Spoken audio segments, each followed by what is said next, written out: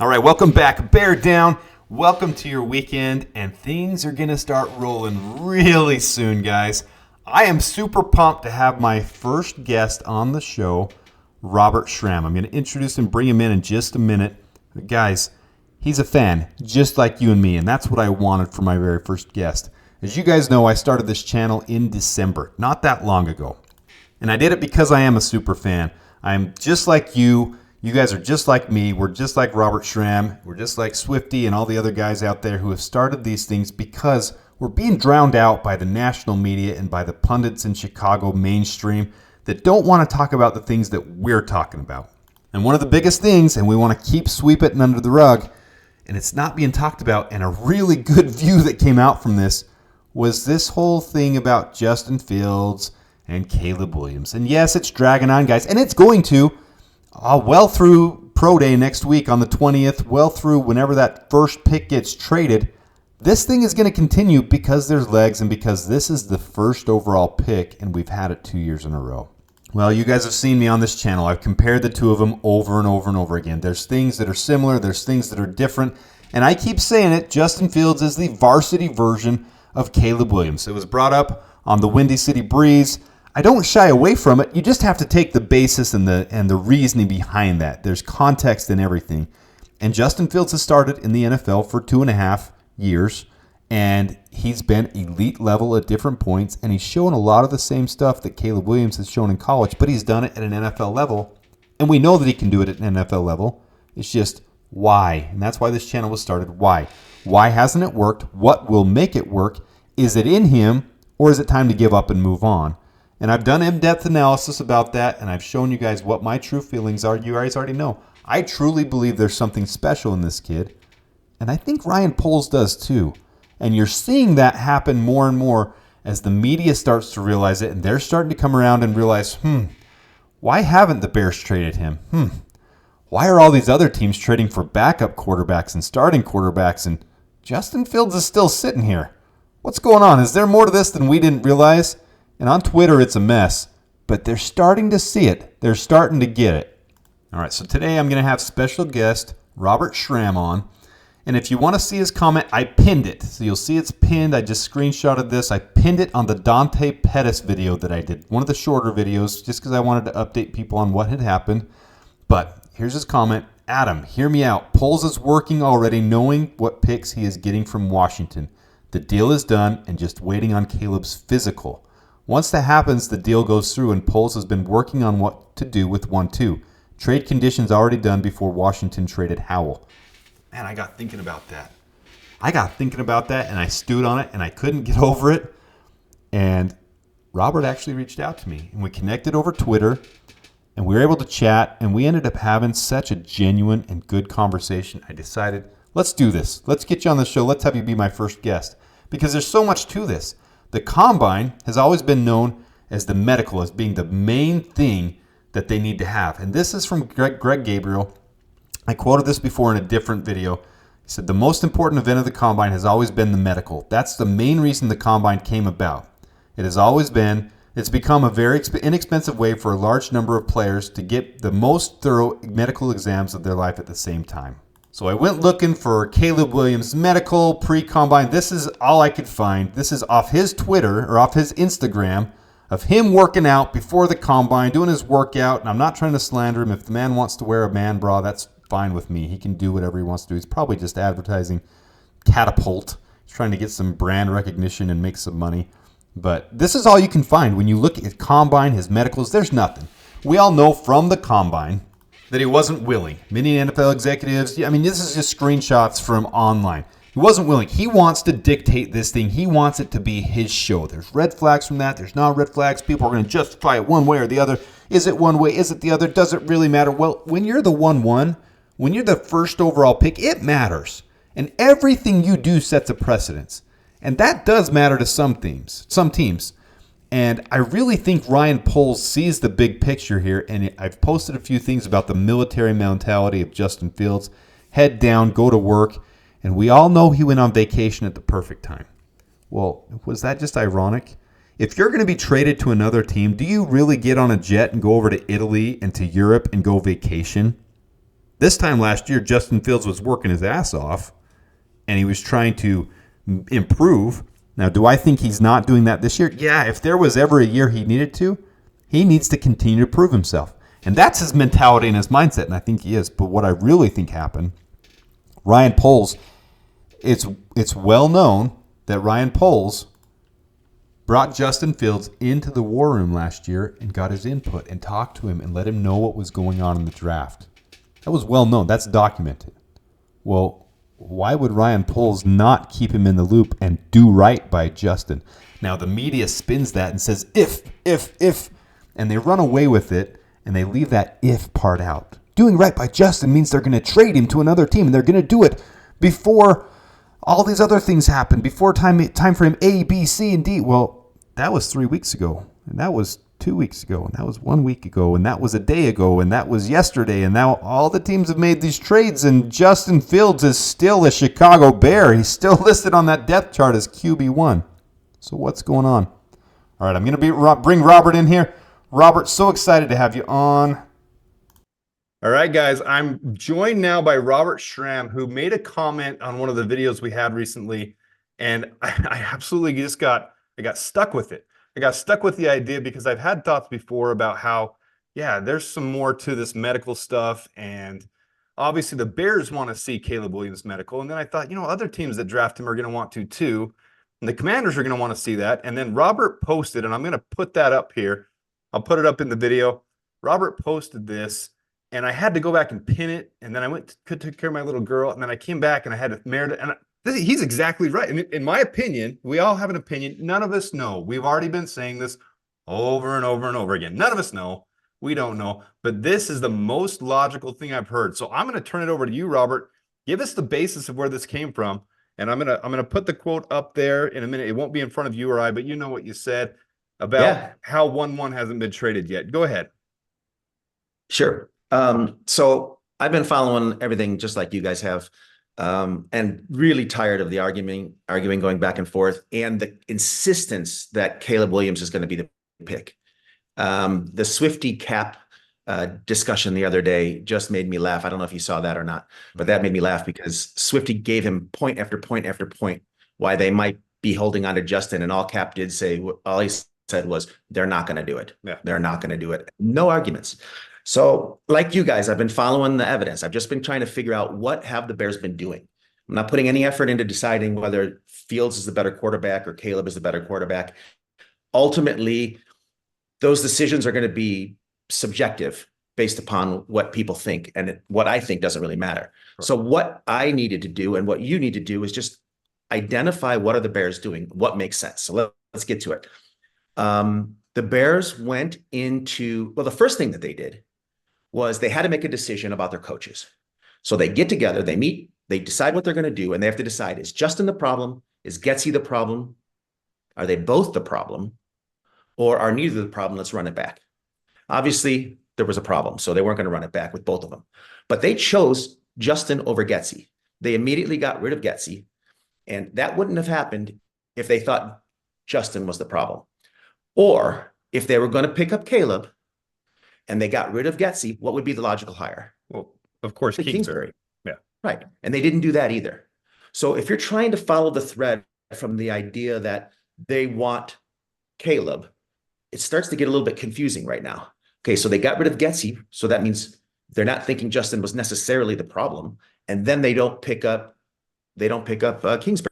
They take Waldron instead. And what is Waldron known for? Helping quarterbacks meet their potential. Well, Geno so let's Smith move on from there. Specifically Geno Smith, and the amazing work he did, especially with speeding up his footwork and his release. Those are things he's been accredited with. The biggest thing that all the Justin Fields haters knock him for, and that's exactly who Waldron is. Sorry, go ahead. Yeah, no, please jump in anytime. So that was the first start for me. It's like, okay, it looks to me like they're going to keep Fields. That's why they made these coaching decisions. But then they go to the combine, and he makes that comment, like, what are you going to do if you traded Justin? How would you do it, or when would you do it? And he was like, well, we would do the right by him and everything else. Yeah. But he never said they were going to do that. Right. He was just answering that question. If we traded him, we would do right by him. If we traded, the 1.1, we would do that. And everyone just jumped on that. But then people started complaining that, well, if he was going to trade the 1.1, he would have done it right after the combine because that's what he did last year. But there's a big difference between what happened this year and last year. Last year, Young and Stroud both threw at the combine, both had their measurables, both had their medicals done. Right. This year, the top three quarterbacks didn't do that. None of the three did. So there was no way for any team interested in May, Daniels, or Caleb to see them throw, to get them in there, to get their doctors to see them, to see if there's any problems with their shoulders or knees or anything like that. And they didn't even get their measurables. So they don't even know how tall these guys are. So if that's the case, how could they possibly have made a trade? How could the Bears have made a decision? And if they haven't made a decision, how could they possibly trade 1.1 at that point? They have to wait. Well, I think they did get their height and weight, but that's about it. Did they officially do that? I think they did that. But even Greg Gabriel said the most important event of the combine has always been the medical. That's the main reason the combine came about, is because it became a very inexpensive way for a large number of players, I'm quoting him, to get the most thorough medical of their lives at the same time so teams could see it in the same place. And so he obviously threw a wrench into this process. Yeah. So by not throwing, and he wasn't the only one, May didn't throw, but by not even doing the medical, he made it impossible for teams to make a final decision on him right then and there. Right. They had to wait. Having said that, if the Bears have already decided before they fired a coach and hired Waldron that they were probably going to keep Fields, unless somebody blew them away with a first round offer or something like that, or Caleb blew them away. Then when they get to the combine and they want to talk to other teams, they can't make a deal because the other teams haven't seen Caleb throw. They haven't seen his medicals. No one can. So they're stuck. But if you look at what has happened since then, well, real quick, every indication. You blew me away with that because I'm sitting here, like I said, I'm sitting there thinking, well, yeah, the Bears are going to want to see it. Yeah, the Commanders are going to want to see it. And it just triggered, the way you posted that just made it trigger in my head. They can't.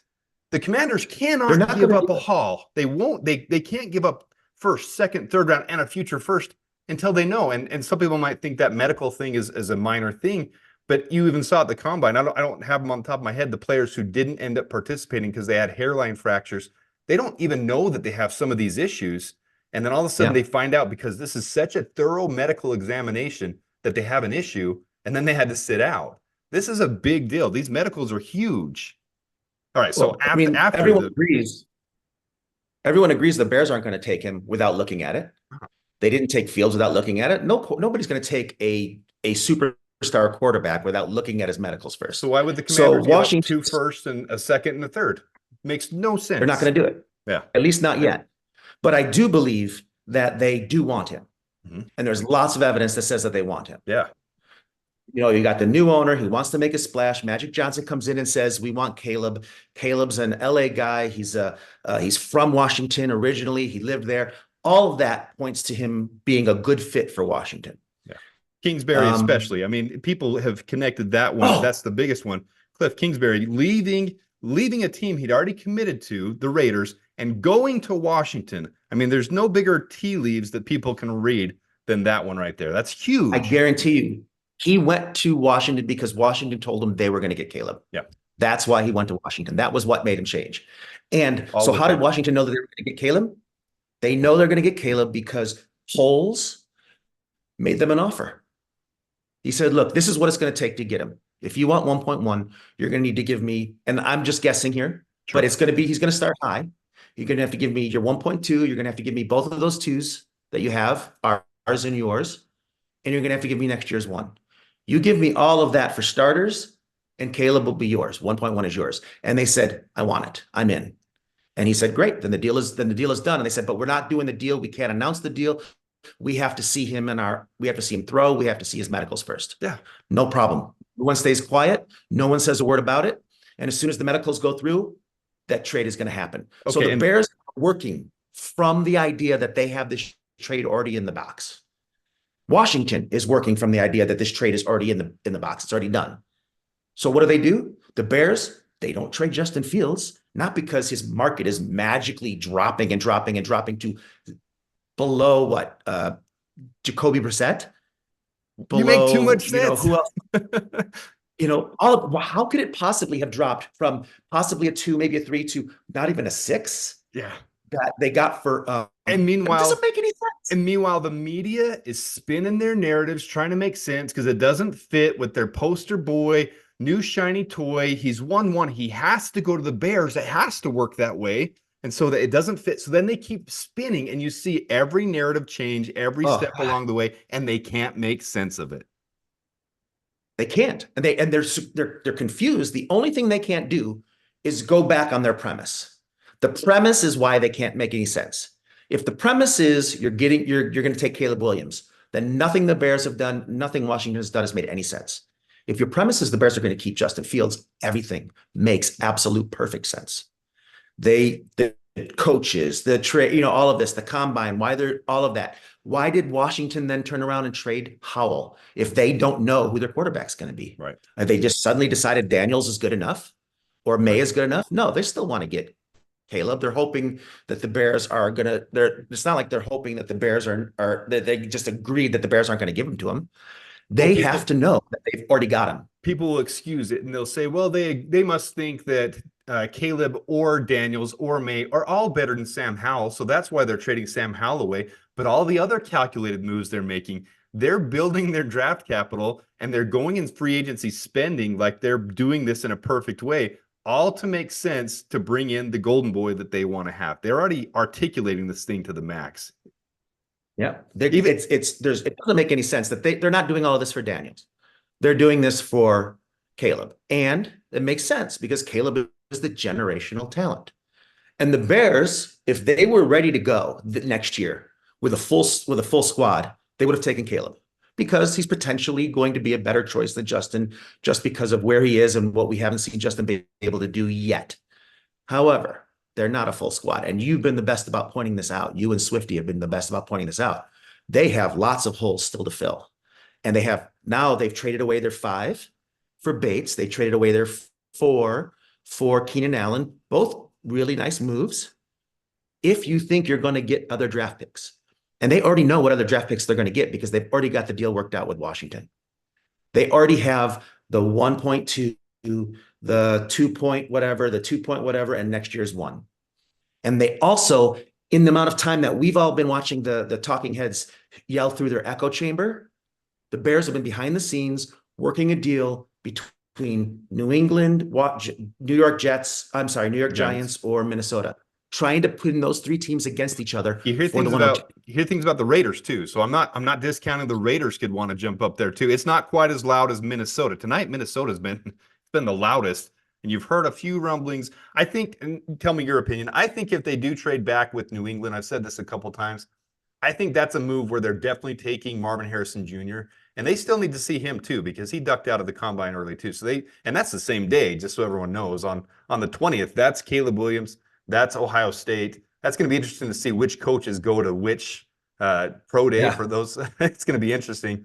But I think if they do something with New England, that's going to be a situation like last year with the Eagles, where we're making it known, hey, we've got offers from the Giants, we've got offers from Minnesota, we've got offers from Las Vegas, New England. We want to drop back 1 spot. We're letting you know we want Marvin Harrison Jr. We want to go back 1 spot. If you'll give us your second and a future second, we'll go ahead and just drop back 1 spot instead of taking the haul. What do you say? That's kind of where I think that would happen. And if you don't, we're going to give it to the New York Giants. Or if you don't, we're going to give it to Minnesota or to Vegas. Yeah. So New England, if they really care about which quarterback they want, they're going to want to move up. Problem is with New England, and that was my original hope too, was that we would move back to 2 and then 2 move back to 3 and get Marvin Harrison. Problem with New England is they don't have to move up very far. So they're not going to give that much up for it. So if they love Caleb and Daniels and May equally, they won't feel the need. They can say, hey, we're good taking Drake May. Giants, you can they know Caleb's out of it. Right. They know Caleb's out of it. The Bears already gave Caleb's to Washington. Right. So now they got to decide between Drake May and Daniels. And if they don't have a big love for one over the other, why would they trade that much to do it? Exactly. But teams that would do it are the teams we talked about. New York Giants, maybe if they're not sold on Jones anymore, Minnesota, and the Raiders. Those are the 3 teams that really need to move up. And so what has started happening since this all occurred yesterday Well, Minnesota traded 2 picks in order to be able to get 2 number 1 picks this year. Now there's reporting coming out. Jim Miller said it today on Sirius XM. He said Minnesota is looking to move up into the top 3 to get one of the big 3 quarterbacks that they want. And they're planning on giving their 2 ones this year and 1 next year to do so. And that's what it would take for them to be able to do that. Dude. And he said, so they must be trading with New England. And because that's New England, Washington's not going to trade. Yeah. And that's what it would take to trade with a division rival. They've got 2 firsts now. And in this stacked class where Ryan Poles has already said this tackle class is deep, so he plans on at least getting a swing tackle, if not someone to replace Braxton. Competition. That'll be competition. Yeah, that's what I want to. And we still need 2 wide receivers in this draft, in my head, because even DJ Moore's contract's only 2 more years. We need to replenish strong wide receiver class with youth that's going to be around. I think DJ is going to retire here. I think that'll get done. I'm not trying to allude to anything there, but the contracts we have now for wide receivers, we don't have long-term rookie contracts. We need in this deep wide receiver class. So if Minnesota wants to trade with a division rival and get a quarterback that they love, it's going to take something like that to convince the Bears, hey, you want one of these guys that are special? We want both those first and a future first. That would get it done, in my opinion. I'm okay with us trading with Minnesota for 2 firsts this year and a first next year, 100%. Yeah, but it would take that. I don't think they would do it for less. And so it would absolutely take that much. So I think Minnesota is putting themselves in the position to do that. Now, whether or not that deal has already been solidified or not, I don't know. I mean, none of these we don't know. Well, but it can't be until, yeah. It's possible that the Bears have said, look, we got 1.2. Or they said, if we have 1.2, sure, what would you do to be able to get it? And so they've made all their moves to be able to do that. It may already be agreed to as well. We may hear both of those deals happening on the same day within an hour of each other, because this has probably already been worked out. Having said that, I think the Bears would have been fine to move back 1 for New England and take Marvin Harrison Jr., or move back 3 or whatever it is to New York Giants and take either Neighbors or Odunze, whichever one is there. Or if they move back to the Vikings, they're going to need 3 number 1s to do it.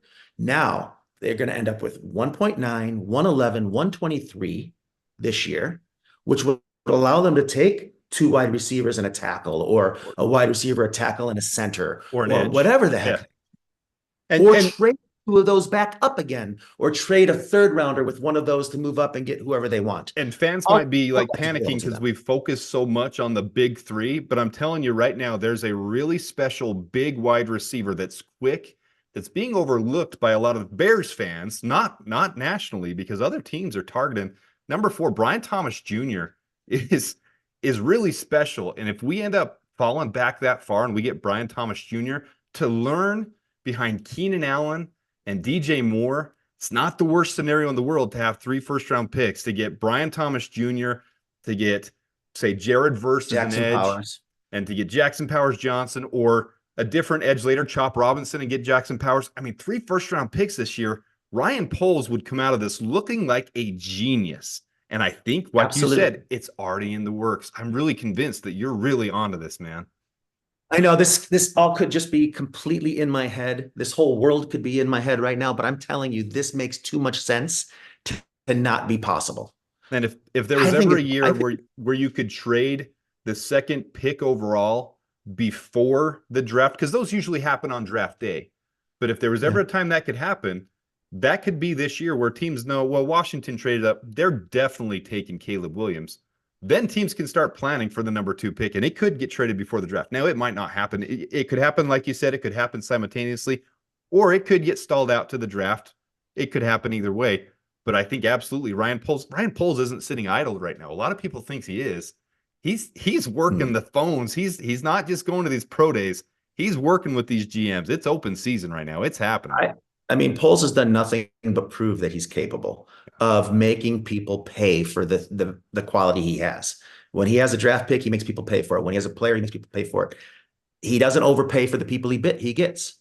He's in a situation now where he can get he could end up with, if you think about it, he'll end up with 3 first-rounders this year and 3 first-rounders next year. And we still have Carolina's 2nd. That's and 2 seconds next year. And you have You've got Fields throwing to Keenan Allen, throwing to DJ Moore, to who's the other tight end they just got Everett. from the Chargers? Gerald Everett. Yeah. Gerald Everett, Cole Kmet, another first round wide receiver, probably, maybe 2 first round wide receivers, or 1 and a second rounder. Yeah. If that doesn't work, what does he have next year? 3 first. 3 first rounders to trade up and take whoever he wants at quarterback, or Yeah. trade for whoever he wants. There's just too much opportunity there for him to pass that up. Yeah. Now, and I don't see how that could fail for Justin Fields. Even if you guys are the biggest Justin Fields haters, I don't see how that could fail with that wide receiver room, taking a center, having the beefed up line, getting another offensive tackle. There's no excuses. I'll give everyone that. There's no excuses for Justin Fields at that point. It's 100% on him at this point with for sure, with that team. But come on, you've seen the guy drop dimes in the corner of the end zone. You've seen him drop dimes on the run. You've seen him hit people over the top where the receivers stopped running, or else they would have been right in their hands. Crossbody across the field. The things that they talk about are so impossible to do. He does it. Robert, you don't have to convince me. I'm convinced. You know that. Yeah. Well, I mean, I think that it all started with the Bears making the decision right up front. Is Justin going to be our guy? And if so, what are we going to do? Well, let's get rid of Getsy. Let's bring in Waldron to help Justin out. Let's trade 1.1, and let's get down to 1.2, and let's get as many big picks as we can. In the meantime, we're going to take our other picks that we already have. We're going to get Bates to help shore up the line. We're going to get the Rams center to shore up the line. I think Rams center is only there to be a stopgap. 1 year deal. Yep. Maybe not even a full-time starter. Maybe start the first couple of games while the rookie's getting up to snuff. Yeah. And as a solid backup, with Bates as a backup at guard who could shift over to center in a pinch. I mean, they're going to be set. It's the gutsiest move in NFL history. Ryan Poles would have traded out of the #1 pick 2 years in a row and passed up, as you heard earlier today on some of these big TV, some of the big channels, passed up on 3 Heisman Trophy winners to stick with Justin Fields and ride with him. Not his quarterback that he drafted, but to ride with Justin Fields, because he's seen enough out of him. He's seen the special stuff he just talked about, his off-balance throws, escaping the pocket, being Houdini, dropping dimes over the middle, dropping dimes deep into the end zone, into the corners, right into the bucket, right over Bates, one of the best defenders, into DJ Moore's bucket. Man, it would be special. Robert, yeah. Go ahead. I don't think Hurts is great at reading defenses. I don't think Lamar Jackson is all that great at reading defenses. And the coordinators they have understand what their strengths are and what their weaknesses are, set them up for success. And Getsy's first time as an offensive coordinator, in my mind, he wanted to go and do his thing. And Justin wasn't the right guy for his thing the way he wanted to do it.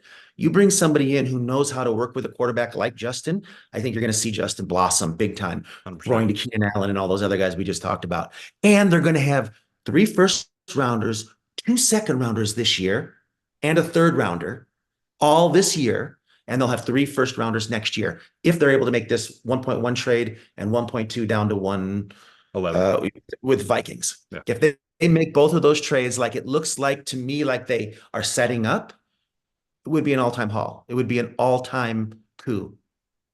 I love it. Better than the Herschel trade. Robert, you've convinced me. I love it. Let me know what you guys think. Put it in the comments. Robert, I have to give you a super special thank you for coming on. You're actually my first guest I've ever had on the podcast, and I could not be more honored. That makes me feel proud. The thoughts and the way that anybody who can make me think like that and think deeper, that's what I love. I love to be thinking deep and to get past the normal thoughts. Obviously, nobody else in the national pundits, nobody else in the national media is thinking this thought, or it would have been already circulating, but the Caleb thoughts are stronger, and so they get forced to the front.